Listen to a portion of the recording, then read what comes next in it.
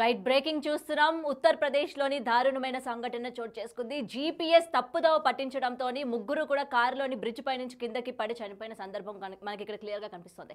అయితే దీనికి సంబంధించి జీపీఎస్ ఇవాళ తప్పుదోవ పట్టించడం వల్ల వీళ్ళు ముగ్గురు కూడా స్పాట్లో చనిపోయినట్టు మనకు తెలుస్తుంది. ఆల్రెడీ దీనికి సంబంధించి విజువల్స్ కూడా ఇవాళ వైరల్గా మారాయి. అయితే జీపీఎస్లోని వాళ్ళు ఎక్కడికి వెళ్ళాలి ఏంటి అనేది స్పాట్ అనేది కూడా వాళ్ళు అక్కడ మెన్షన్ చేసుకున్నట్టు కూడా తెలుస్తోంది.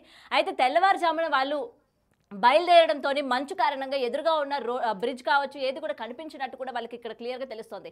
అయితే జీపీఎస్ బ్రిడ్జ్ పై నుంచి వెళ్ళాలి అన్నట్టు కూడా దారి చూపించింది. ఆ ముగ్గురు కూడా కారులోనే జీపీఎస్ చూపించిన విధంగా అదే దారిలోనే వెళ్ళినట్టు కూడా మనకి ఇక్కడ క్లియర్గా కనిపిస్తుంది అనమాట. అయితే వెళ్ళిన తర్వాత ఎదురుగా మంచు ఉండడంతో వాళ్ళకి సరిగ్గా బ్రిడ్జ్ అనేది కనిపించకపోలేదు. ఇంకొకటి ఏంటంటే ఈ బ్రిడ్జ్ కూడా సగం విరిగిన బ్రిడ్జ్ అని కూడా ఇక్కడ మనకి క్లియర్గా విజువల్స్లో కూడా కనిపిస్తుంది. అలాగే వరదల కారణంగా బ్రిడ్జ్ సగభాగం కూలిపోయినట్టు కూడా తెలుస్తుంది. అయినప్పటికీ జీపీఎస్ ఏ మాత్రం కూడా దీన్ని అప్డేట్స్ అనేవి చూపించలేదు. అంటే అక్కడ బ్రిడ్జ్ అనేది సగం వరకే ఉంది, అక్కడి నుంచి రోడ్ కానీ ఎటువంటి వాహనాలు వెళ్ళడానికి దారి లేదు అన్నది జీపీఎస్ అప్డేట్ చేసుకోకపోవడం వల్ల ఇవాళ ఇంత దారుణమైన సంఘటన చోటు చేసుకుంది.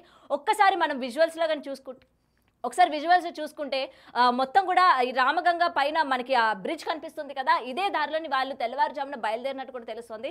అండ్ వస్తున్నప్పుడు ఎదురుగా మొత్తం కూడా మంచుతోని కవర్ అయిపోవడం వల్ల ఎదురుగా బ్రిడ్జ్ కూడా లేదు, అలాగే ముందుకు వెళ్ళే ఛాన్సెస్ లేవు అన్న విషయం ఆ ముగ్గురికి కూడా తెలియలేదు. జీపీఎస్ మనకి రూట్ స్ట్రైట్గా చూపిస్తుంది కదా అని చెప్పి వాళ్ళు బయలుదేరినట్టు కూడా మనకి క్లియర్గా కనిపిస్తుంది. అండ్ వచ్చేసరికి ఇక్కడ బ్రిడ్జ్ లేకపోవడం వల్ల ఒక్కసారిగా కార్ కిందకి పడిపోయి అంటే కింద రామగంగ వాటర్లో పడిపోయి నదిలోని స్పాట్లోనే ముగ్గురు కూడా చనిపోయినట్టు కూడా తెలుస్తోంది. అండ్ దీనికి సంబంధించి గతంలో కూడా మనం ఇలాంటి ఇన్సిడెంట్స్ చాలా వరకు చూసాము.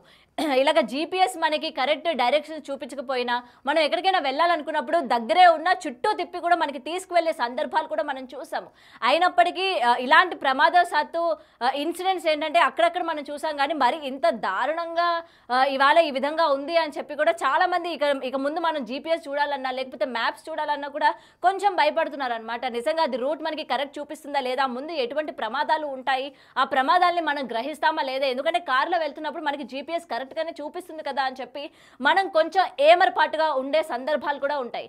అది చెప్పే రూట్లోనే మనం వెళ్దాము, ఏదైనా సరే ఒక 10 to 15 minutes లేట్ అయినప్పటికీ కరెక్ట్ స్పాట్కి మనకి తీసుకెళ్తుంది కదా అని చెప్పి ఏమరపాటుగా ఉంటాము. సో ఆ ఏమరపాటే ఇవాళ ఇంత పెద్ద దారుణానికి ఒడిగట్టింది అన్న విషయం కూడా ఇక్కడ మనకి క్లియర్గా కనిపిస్తుంది. ఏదైనా ఆ ముగ్గురు స్పాట్లోనే కార్ అనేది పైనుంచి కింద బోల్తా పడింది, స్పాట్లోనే ముగ్గురికి కూడా గాయాలయ్యి చనిపోయినట్టు కూడా మనకి చూస్తున్నాం. కారు కూడా ఎంత తుక్కు అయిపోయింది మొత్తం కూడా.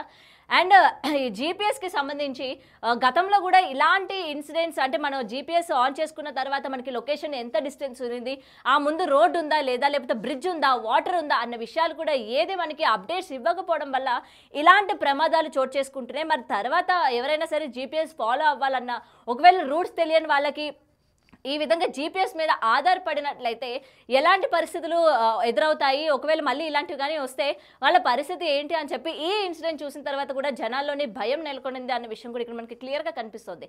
అండ్ ఒక్కసారి మనం విజువల్స్లో కనుక చూసుకుంటే ఎంత పైనుంచి చూస్తున్నారు కదా, మొత్తం బ్రిడ్జ్ అంతా కూడా సగానికి సగం విరిగిపోయింది మొత్తం కూడా. అండ్ ఆ బ్రిడ్జ్ కూడా ఏంటంటే ఇంకో 2-3 రోజుల్లో 2-3 నెలల్లోనే అది కూడా కూలిపోయేటట్టే ఉందన్నమాట. ఎందుకంటే వచ్చిన వరదల్లోని సగానికి సగం బ్రిడ్జ్ కూలిపోయింది అండ్ మిగిలిన భాగం మాత్రమే అక్కడ ఉంది. అండ్ వాళ్ళు కూడా ఏమాత్రం కొంచెం కూడా అంటే బ్రిడ్జ్ మనకి ఇది అంటే ఉందా లేదా, ఒకవేళ డైలీ మనకి తెలిసిన రూట్ అయితే మనకి కొంచెం అవగాహన ఉంటుంది, అరే జీపీఎస్ రాంగ్ చెప్తోంది, అక్కడి నుంచి బ్రిడ్జ్ అనేది లేదు, వరదల్లో కొట్టుకుపోయింది, సో అది మనకి రూట్ లేదు అని చెప్పి కొంతమంది అయినా అంటే అందులో ఉన్న వ్యక్తులకి తెలిసినప్పటికీ ఇలాంటి ప్రమాదం జరిగే ఛాన్సెస్ అన్నవి తగ్గుతాయి.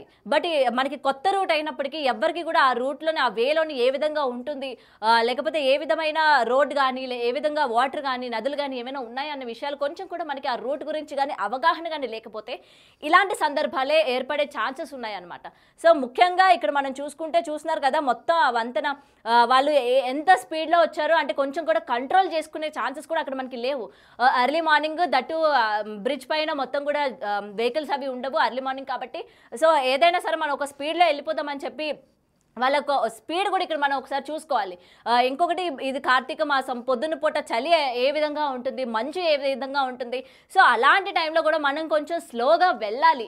ఎందుకంటే ఎదురుగా వచ్చే వెహికల్స్ మనకి కనిపించాలన్నా రోడ్డు పైన, హైవేల పైన ఇట్లాంటి చోట మనం కొంచెం వెళ్తున్నప్పుడు, లాంగ్ డిస్టెన్స్ వెళ్తున్నప్పుడు ఎర్లీ మార్నింగ్ ఎర్లీ మార్నింగ్ కానీ మిడ్ నైట్ కానీ మనం ట్రావెల్ చేస్తున్నప్పుడు ఒక సర్టెన్ స్పీడ్ కూడా మనం మెయింటైన్ చేయాలి. ఎందుకంటే ఈ మంచు కారణంగా ఎదురుగా మనకి ఏం వస్తున్నాయి ఏంటి అనే విషయాలు కూడా ఇక్కడ మనకి కనబడకపోయే సిచ్యువేషన్స్ కూడా ఉంటాయి. సో ఇక్కడ కూడా one of the main speed కూడా ఇక్కడ మనం ఒకటి మెన్షన్ చేసుకోవచ్చు. వాళ్ళు ఎంత స్పీడ్లో వెళ్ళారు, ఎంత స్పీడ్లో వెళ్ళిన తర్వాత ముందుకు వాళ్ళకి రోడ్డు లేదు అని కనిపించాక వాళ్ళు ఒకవేళ కంట్రోల్ చేసుకున్నప్పటికీ చేసుకోలేని సిచ్యువేషన్స్ కూడా అక్కడ ఏర్పడతాయి. మనం ఒక 100 కానీ 120 స్పీడ్లో కానీ వెళ్ళినట్లయితే. సో ఒక సర్టెన్ స్పీడ్ కానీ మనం మెయింటైన్ చేసినట్లయితే మోస్ట్లీ అంటే ఇలాంటి ప్రమాదం జరగడానికి ఎంతో కొంచెం మనం ఏంటంటే ప్రయత్నించే ఛాన్సెస్ కూడా ఉంటాయన్నమాట. స్పీడ్ని తగ్గించడమో లేకపోతే సడన్ బ్రేక్ వేయడం కానీ, కంట్రోల్ చేసుకోవడం కానీ మనకి జరుగుతాయి. బట్ స్పీడ్ కూడా మనం మెయింటైన్ చేయకపోవడం వల్ల కూడా ఇలాంటి ప్రమాదాలు జరిగే ఛాన్సెస్ కూడా ఉన్నాయన్నమాట.